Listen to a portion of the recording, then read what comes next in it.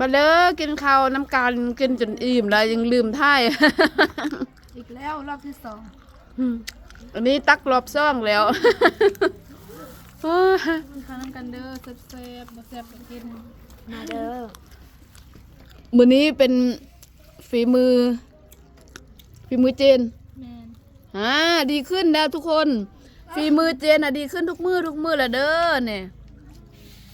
ป้าพักหมดไปเนาะพักเนาะ แม่น ปลูกพักพอได้กินทุกคนแซ่บบ่นน แซ่บ อืม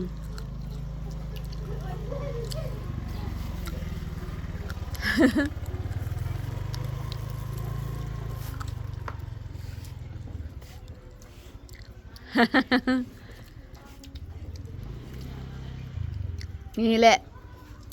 พัฒนาขึ้น